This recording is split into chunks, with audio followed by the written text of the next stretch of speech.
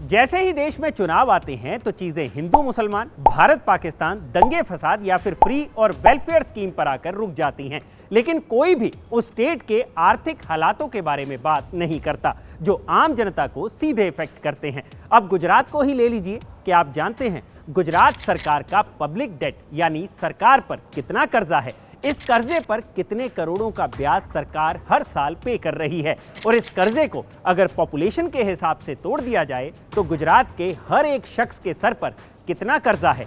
गुजरात की बात इसलिए क्योंकि वहां चुनाव है, लेकिन ऐसा नहीं है कि बाकी राज्य दूध के धुले हैं। गुजरात के साथ साथ इस वीडियो में उन राज्यों पर भी बात होगी जो आरबीआई के मुताबिक सबसे ज्यादा कर्जे में डूबे हैं। तो चलिए शुरू करते हैं। हाय, मैं हूं भूपेंद्र सोनी और आप देख रहे हैं अनकट।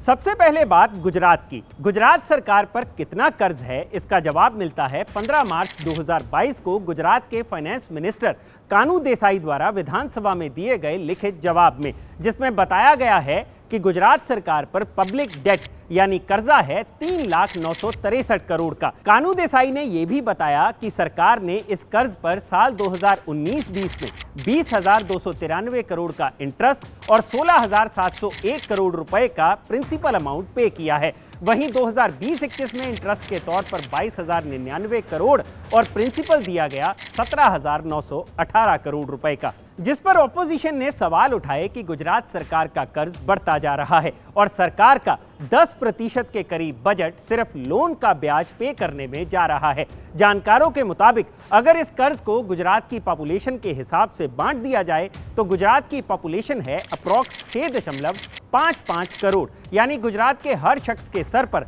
46,000 रुपए के करीब का सरकारी कर्ज है। हालांकि जून 2022 में आए आरबीआई के डेटा पर नजर डालें तो गुजरात फिलहाल खतरे के निशान से काफी नीचे है। रिपोर्ट के मुताबिक गुजरात का कुल कर्ज गुजरात की जीएसडीपी यानी ग्रॉस डोमेस्टिक प्रोडक्ट का 19% है, जो आरबीआई की प्रिस्क्राइब्ड लिमिट से नीचे है। अब ये तो हुई गुजरात की बात, अब लगे हाथ उन राज्यों की भी बात कर लेते हैं जिनका कर्जा खतरे के निशान से ऊपर है। आरबीआई के डेटा के मुताबिक जो 5 स्टेट सबसे ज्यादा कर्जे में डूबे हैं उनमें शामिल है बिहार, केरला, पंजाब, राजस्थान और वेस्ट बंगाल। बिहार की बात करें तो साल 2020-21 में बिहार की कुल जीएसडीपी यानी ग्रॉस डोमेस्टिक प्रोडक्ट के मुकाबले बिहार का कर्जा 36.7% था। केरला का कर्ज कुल जीएसडीपी का 37.1% है, वेस्ट बंगाल 37.1%, राजस्थान का कर्ज 40.5% और इसमें पंजाब की हालत सबसे खराब है जिसका कर्ज कुल जीएसडीपी का 49.1% है। यानी भारत में जिन राज्यों का हाल कर्ज के मामले में सबसे बुरा है वो ये 5 राज्य हैं। कर्ज के बढ़ने का मतलब है कि सरकारें अपनी कमाई का जो पैसा इंफ्रास्ट्रक्चर सुधारने में लगा सकती हैं वो पैसा उन्हें कर्ज चुकाने में लगाना पड़ता है, जिससे स्टेट की हालत और खराब हो जाती है।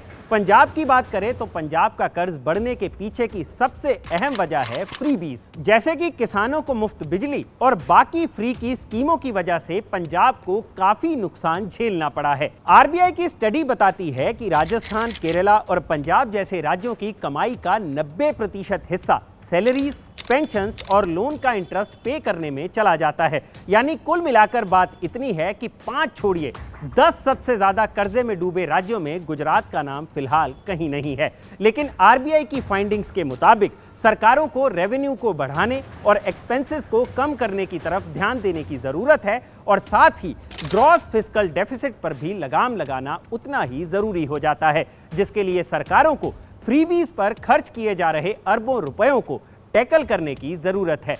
अगर आपको यह वीडियो पसंद आया हो तो इसे लाइक और शेयर जरूर करें और जानकारी से भरे ऐसे ही और वीडियोस देखने के लिए सब्सक्राइब करें हमारा चैनल अनकट।